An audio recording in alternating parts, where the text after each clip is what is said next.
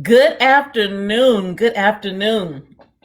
Once again, this is HCDVCC Connects, and we are so glad to have each of you that will be coming in to join us today. We have a great conversation once again with one of our community partners. I am Thisha Jenkins, Training Director for Harris County Domestic Violence Coordinating Council. And this is HCDVCC Connects. And HCDVCC Connects' goal is to connect systems and community members so that survivors of domestic violence can experience greater access to services and safety through collaborative efforts. Today, I have invited Hilary Sherrer with the Landing. She is going to be sharing with us about the program, what it is, and the services. So with that, I'm going to go ahead and turn it over to you, Hilary, if you would just give us a brief introduction as to who you are. Yeah, absolutely. Thank you for having me on today. I'm so excited to be here. Like she said, my name is Hilary Sherrer, and I am the communications manager at the Landing. I've been there for over 4 years now, which is crazy. Time just flies by. So I actually grew up in Arkansas, small little town, middle of nowhere, came here to work for a summer camp for kids first off, and then the Lord just moved me into nonprofit work. And so now I've been working for the Landing. Awesome. Awesome. And so that brings us to who is the Landing. Prior to connecting with you, I know that we've had representatives come to our monthly Harris County Domestic Violence Coordinating meeting, and that was the first time I had ever heard of the Landing. So if you would introduce the Landing to maybe those who may have never heard of the Landing, or reintroduce our other community partners. Sure, absolutely. So back in 2016, the co-founders of the Landing, they got together and they had been working with another nonprofit in Houston in the anti-trafficking field. And they kind of looked around the scene and said, hey, where's a gap that we can fill to help connect with victims, support victims, and help them connect to the resources that they need. And so they saw a gap where victims who maybe weren't able to reach out to get help, or maybe even didn't realize they were victims themselves, where was the place that could go and meet them? How can we meet them where they're at? And so they actually came up with a model for a drop-in center here in Houston, which is it's just a safe space, accessible space for any potential victim of human trafficking to walk up. Doors are open; they can come in during the day, get access to services, and just be safe in that place. And so they made that drop-in center, that daytime drop-in center, right off of Bissonnette, which is a nationally known hotspot for human trafficking and the sex trade. And it's in Southwest Houston between 59 and the Beltway. And that's where our drop-in center is. And so we do outreach to the community. We go out on street outreaches. We do court advocacy. We go to local businesses and talk to business owners. And then we also recently started an online outreach program to try to reach individuals that we can't actually maybe physically meet, but broaden their horizons, to anyone in Houston that we may be able to reach. So we do outreach. We have our drop-in center, which mainly serves adults, but we serve anyone who has ever been a victim of human trafficking or who has experienced the sex trade at all. And then we also, during this last year, 2020, during COVID, we launched a youth advocacy program, which is specifically serving those child and youth victims under the age of 22 that have experienced the sex trade as well. And so that is pairing an advocate with a victim and walking alongside them on their journey of recovery through all the different systems and the things that they have to, go through as they're trying to recover. And they also help their families as they're going through this together. And so that's what the Landing looks like. We have those 3 major programs that we're doing to all together support and empower and connect with victims. Wow. Well, so lots of thoughts are going through my head. I've been in the field of domestic violence and sexual assault going on 25 years. Wow. And so definitely, I think, we have to also talk about human trafficking, because there are some elements in human trafficking that go back to domestic violence and sexual assault. Absolutely. However, when you talked about the basically one of the hubs of human trafficking being off of 59, just a very quick story. I know that there's more and more awareness about human trafficking. However, depending on where you live, you may not just see it. And I happen to have been going to a restaurant there off of 59 a year ago. And as I was driving, I saw someone at the corner of my eye, and I won't go into detail, but it caught my eye enough that I did a U-turn. Like, I didn't see what I saw. Sure. And as I sat there in this parking lot behind this building, which may not have been the wisest thing, just the things that I saw that day. And I want to tell you that it brought me to tears, because I truly understood what was happening. And it was just heartbreaking. So when you talk about the drop-in center, walk us through exactly what happens. The person, how do they hear about it? And then once they get there, what's the experience like? Absolutely. It's great questions. So surprisingly, and we love this, but over 63% of all the clients who walk into our doors have been referred to by someone who's already been here at the drop-in center. So, it's word of mouth, really. That's the biggest way that people are hearing about our drop-in center. We do that outreach, like I said, but that's the biggest thing. And we love that, because that means people feel safe when they're here, and they want to invite others into this place, into this community, because they know it's a good place to get connected to resources and to be just safe and known and loved. Hopefully that's our goal here. So really what it looks like is when someone walks up, and we are in an office building, and we chose that space specifically because we didn't want, both for safety of those who we serve, and just for the dignity. We don't want, when someone walks in, everyone else in the community to know who they are, where they're going, why they're going there. We want it to be more discreet. And so we're up on the 6th floor of an office building on that strip of Bissonnette. And so when someone walks up and they come into the drop-in center, we sit them down and we, ask them a few questions. What's your name? Do you want a cup of coffee, a water, a snack? And we just show them that first, care and love. And we just want to be a listening ear at first. Once we kind of hear their story of who told them about this place or what brings them here, why they're here today, then we do a short intake assessment to just understand how we can best fit their needs and help connect them to the things that they need. And then really this space is theirs to take advantage of and to use however they feel like they want to. We have a resting room where they can come in and just take a nap during the middle of the day for a few hours, because so many times these men and women who are coming in, they're tired. So they just need a place to safely sleep. We have a living room area, for a family room is what we call it. So they can come in, they can watch Netflix, things that we take for granted every single day. They can make art in our art corner. They can get food and snacks. Sometimes a hot meal will have volunteers bring in hot food and they can eat that. And then we have a resource room where they can use computers, phones, things that, you might not even realize that, you have every day, but these individuals, they don't have access to maybe the internet or the bus schedule or those kinds of things. Then we do have case managers on site where they can connect with someone and help them, develop plans of action and safety plans and those kinds of things. And then we also have a counselor they can meet with. We have a classroom and we do fun activities and classes and workshops, whether it's like financial literacy and job readiness, or it's beauty day and yoga class. So, all the whole gamut of things are available here. A clothing boutique closet, they can come in and pick out their own clothes. But we're really just hoping to build trust with individuals. And then over time, as that trust builds, connect them to the resources that are available, even outside of our own drop-in center, so that they can choose their own path and then, achieve their goals and dreams for their own life. Wow. So even though, I am familiar with the landing, I had no idea about all that was provided. And as you are taking us through the actual experience of someone coming in, this is a valuable resource that we have available here in Houston and surrounding Harris County. As far as COVID, and we know that COVID has impacted everything. How has COVID impacted human trafficking and the services being provided at the landing?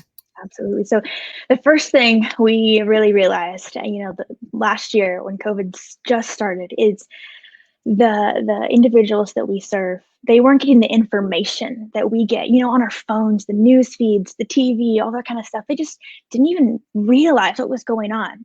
So that was the first thing we had to do, is help educate this community, how to protect yourself, the good practices and things to do. And so that was our first really main goal. And then once we kind of got the order to kind of shut down for a few days, we did have to close our center. We were calling, emailing, texting, trying to do all we could to communicate with the people that we serve. And then once we could open back up again, we do one-on-one appointments that they have to come in, and they have to schedule those beforehand just for safety reasons. But during COVID, the big thing that we had to do was go out to the community. So we were doing food deliveries. We were helping try to connect individuals with shelters, which, as you can understand, most of the shelters were either full or closed and couldn't accept anyone else for health and safety reasons. So we had to quickly develop a system, and we partnered with the local hotel actually, and had crisis, people that were in crisis and maybe even fleeing or needed a place to stay. We had an agreement, and they could go there and stay for a couple of nights until we found a better place for them for the long term. But those kinds of things really had to pivot and say, okay, how do we get the food and essentials? How do we get the safe place to rest? What do we do right now? And that was definitely a learning curve, and we're still trying to figure out, like Zoom support groups and Zoom classes at this time, when the people that are most vulnerable, those with pre-existing conditions, and most of the people that we serve have those. How can we keep them safe yet still connect them with services and the resources that they need? Awesome. Let's see. We have Kathy Tatum, who is the founder and executive director of Collaborating Voices. She says Collaborating Voices loves the landing, staff always accessible, and love pets' rights. Oh, so good. Do you provide services for individuals who have pets as well? So we on site do not, but we are really big about making sure that, clients, individuals who have pets, like, we want to find a way that they can keep their pets with them when they go to places, and advocating for that, because we do understand that, pets are a great self-care and therapeutic, tool and way to help victims overcome their trauma. And so we see that as a big, big way to advocate for clients. Absolutely. Awesome. And our moderator, Rebecca Council, we love her. She has put out the landing has an Amazon list, and so that link is there. Tell us a little bit more about the purpose of your Amazon list for those who may be interested in giving. Yes, absolutely. So on our Amazon list, and then also on our website, we just have a current needs list that we update, every so often. And those are things that our clients, they need these things. They are really the essentials. If you think of Maslow's hierarchy, it's like the first things that are essential to provide before you can get to those deeper things. Like, let's address the trauma, let's address a job, let's address those kinds of higher, bigger things. So those things are like food and snacks that we're always stocking here at our drop-in center. They're things like clean underwear, socks and bras that individuals don't have access to. And so we're trying to provide those so that, again, there's that dignity and providing those crisis needs right away, first off. Awesome. And what other volunteer opportunities might be available through the landing for those who are saying, this is something that I would like to know more about and would like to actually help? Awesome. Yeah. So first off, we have a volunteer training coming up in February, on February 9th. It's going to be a online orientation.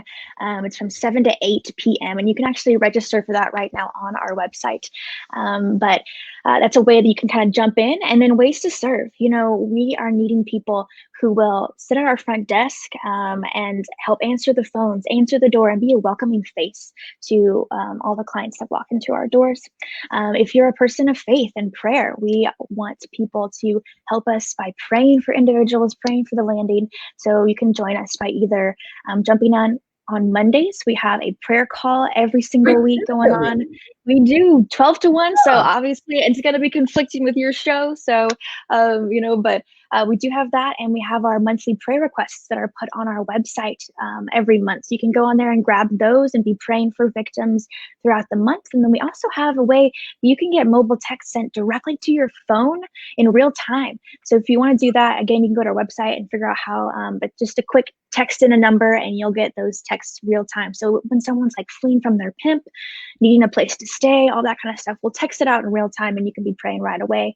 And then another thing that we love to do, even if you aren't a volunteer, like a trained volunteer with us, we are trying to provide those hot, good meals for survivors here at the Drop-In Center. We try to do that at least once a week. And so if you're willing as an individual, as a group, as a business, to kind of help us put together some either hot meals or sack lunches or something like that, we would love to coordinate with you and help us feed individuals here at our Drop-In Center. I love that. I love that. So if a group, let's say a ministry, a company said, yes, we would love to be able to provide, and would this be during lunchtime? Yeah, it can be during lunchtime, or if it's better for you to like drop it off in the morning and then we can, heat it up later again. We're very flexible about that. Okay. So like a group could prepare and I'll just use the example, like a big pot of spaghetti, and just bring you like a big pot of spaghetti, some breadsticks and salad, and just drop it off at the landing. Yes, that would be awesome. And if they can reach out directly to me, my email is hilary@thelanding.org to help set that up, or we have some ways that you can sign up for that online as well. Okay, awesome. Very good. I love that. Love that. One more, actually, Disha, I wanted to say one more. If you are a bike rider, we have a bike ride coming up on March 20th. And so if you and your team or group want to ride, you can ride with us. We have a team that's going to ride for awareness and to support survivors as well. So okay, and when is that again? March 20th. Okay. Awesome. Mm-hmm. And I think that's going to be... Oh, okay. This is a group of You Don't Have to Cry Alone in Silence. And thank you. You Don't Have to Cry Alone in Silence. I appreciate you have been consistently coming and watching the show, and I appreciate it. And so they will be reaching out, Hilary, to provide some food. So thank you. That is so cool. Thank you, guys. Oh, love it. Awesome. And then again, just to capture here, let's see. Yes, so we've got your information up here for individuals to reach out to you. So excellent. Well, in the time we have left, we know that January is Human Trafficking Awareness Month. Yeah. And I think that sometimes there's still some, it can be a kind of like nebulous. People, I think, still have, some ideas about what trafficking is. So if you could, define exactly what is human trafficking and talk about some of the signs. So what is human trafficking and what are some of the signs? Yeah. So human trafficking, it is like an umbrella that encompasses both labor trafficking and sex trafficking. So labor trafficking is whenever someone is being exploited or unfairly, taken advantage of through labor work, through force, fraud, or coercion. And then sex trafficking, the other side, is whenever a commercial sex act is either with a minor, so anytime it is with a minor, that is automatically sex trafficking, or if it's an adult, it has to be by the means of force, fraud, and coercion. And so you can probably understand what force is. Those are the things you might think of, like chains or kidnappings or abuse, those kinds of things. That's force. Fraud is the stuff that's false promises. I'm going to take care of you. I'm going to make you rich and famous. You're going to have this beautiful lifestyle, that kind of thing, glamorized. And then coercion is what we think of as a force that isn't physical. So it's a manipulation, emotional, psychological force. So if someone's telling you, if you don't do this, I'm going to call the police on you. If you don't do this, I'm going to find your family. If you don't do this, I'm going to get ICE to deport you, all those kinds of things. Any kind of manipulative tactic, that would be a coercion. And so if someone is being forced, defrauded, or coerced to commit a commercial sex act, that is sex trafficking right there. And like I said, if it's a minor, you don't even have to prove force, fraud, or coercion. And so that's what human trafficking looks like. And you can probably understand it can look vastly different across the gamut. Human trafficking can look like someone being brought here from another country and forced to work in a field and all of their documents are taken away. Or it could look like a 17-year-old girl being groomed on Instagram by someone to, work in a strip club and them not realizing that that's what they're getting into. So it can look very different situation by situation. And so, talking about some of the red flags that we see, there's actually a way that we kind of easily put out some of the red flags that you might see. And that's actually by using the acronym red flags itself to help you kind of remember what those might be. And so the first one is R, reluctant to speak. If someone isn't, maybe willing to tell you about what's going on, that could be a red flag right there because they're fearful, they're afraid. Another one is E, exhausted, so tired of just, everything that they're going through. D is being dominated or controlled. And then if you go to the word flags, fearful, F, that's another one. L, long work hours, whether it's labor trafficking or sex trafficking. Most victims are working these long work hours and not able to stop and have breaks like people that are in other jobs. A would be alienated from friends or family. So the trafficker is really pulling them away from all other friends or family or circles of influence and making sure that they're the only person really that's in that victim's life. G is gifts, whether it's from an older boyfriend or girlfriend or pimp or trafficker or anybody. Gifts being just lavished on this person is that first grooming process usually that then takes a turn for the worst later on. And the last one is S, so signs of abuse, whether it's physical abuse, verbal abuse, emotional abuse, sexual abuse, any kind of abuse could be a sign of trafficking. And so we use that red flags acronym to just bring some of the things that you might see in a trafficking situation. Okay. And as you were talking about those signs, Hilary, again, the Harris County Domestic Violence Coordinating Council, our focus is on domestic violence. However, as you were talking, I'm like, okay, that's that from the power and control bill. Yes, that's that from the power and control bill. Absolutely. Again, there definitely is so much overlap. Yes. So thank you for sharing that. If someone, for those who are watching now and those who will come back and watch the replay, and as they're watching this, they're saying, well, wow, I would love to have someone from the landing, maybe Zoom meeting, because I'm assuming maybe you're not doing face-to-face outreach now, but they're saying we would love to have someone talk to our youth. We would love to have someone talk to our organization on human trafficking and the services offered. Is that something that is available now?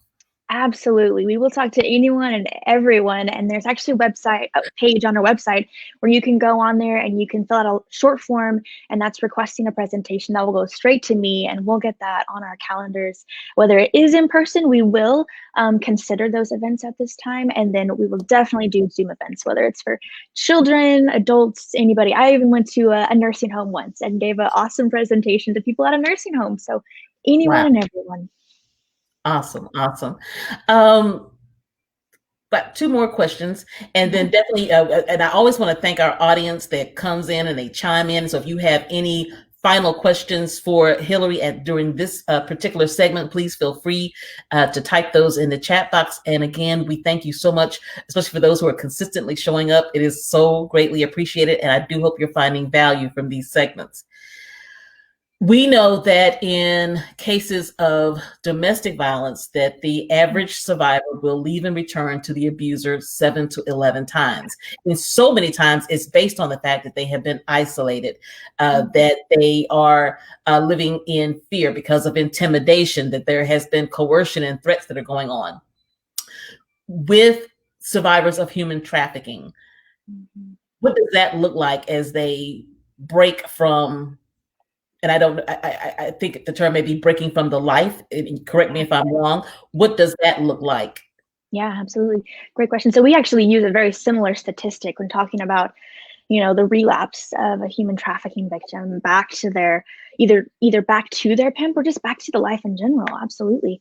And so, It is very difficult, and it looks a lot like the domestic violence community and how you guys are addressing it. So we specifically have a program, a class that we teach here. We didn't develop it, but we've implemented it. It's called Ending the Game. And so it is a survivor written, survivor developed curriculum.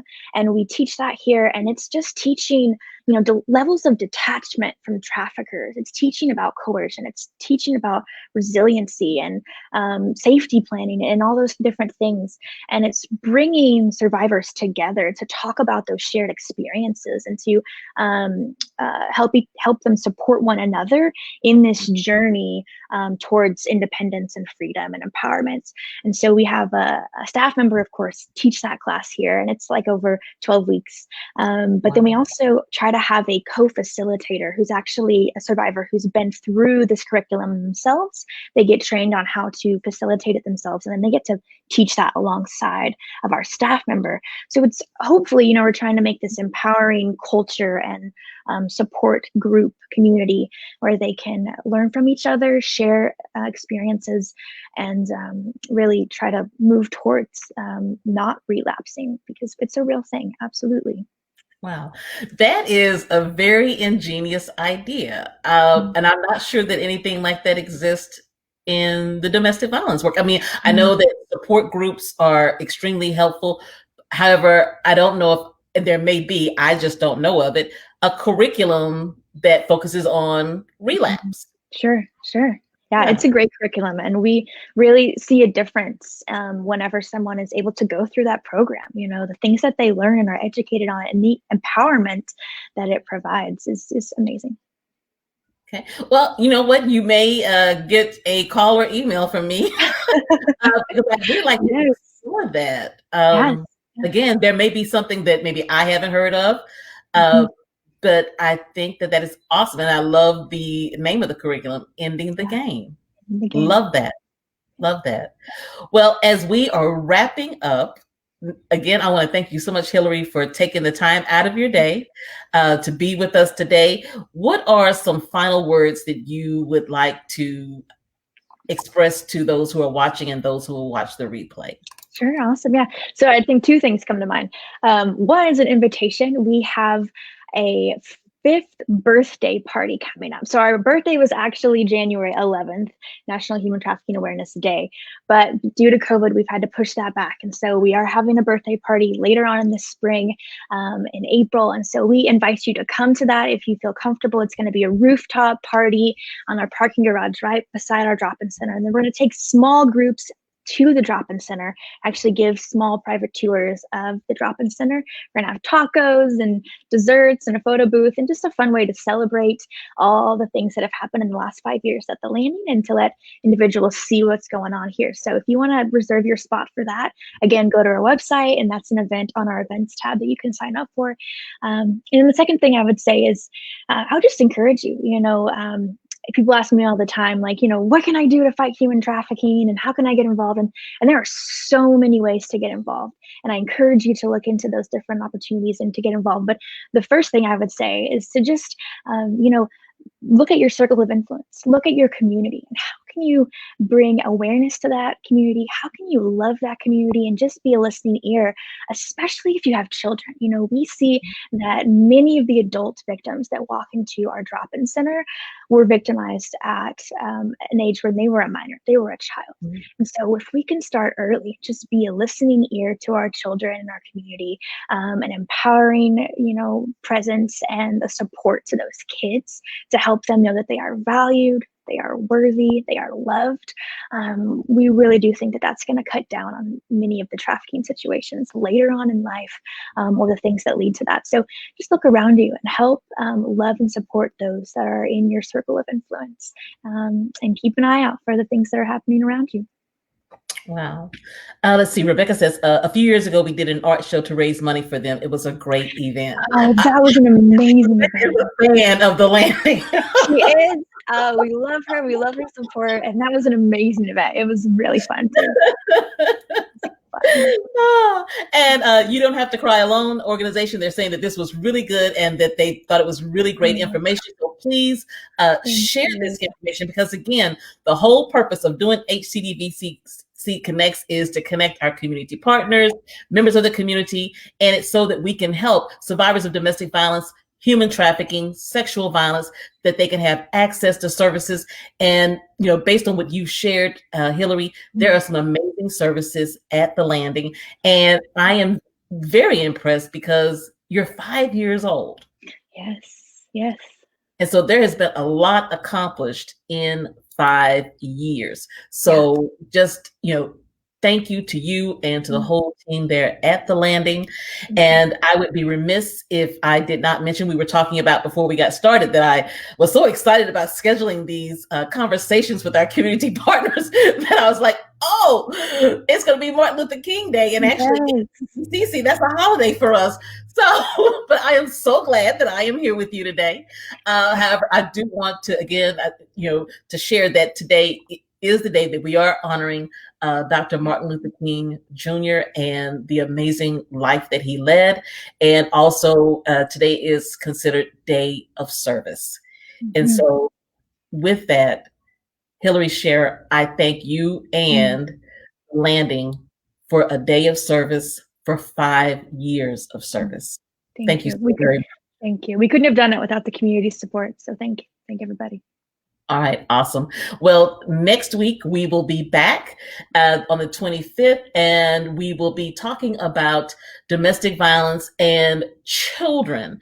I have a guest with a Safe Place out of Austin, and she's going to be sharing about some of the amazing work that is being done with children. And as you just mentioned, Hilary, that because sometimes things happen early in childhood, that it can be a risk factor for being in human trafficking. And so we're going to be learning more about what Safe Place is doing in Austin. They're doing some amazing work with youth as a primary prevention tool for dating violence, domestic violence, and all sorts of other interpersonal crimes. So you don't want to miss next week. Barry Rosenbluth will be our actual guest next week. So again, everyone have an amazing day. Hilary, enjoy the rest of your day. All right.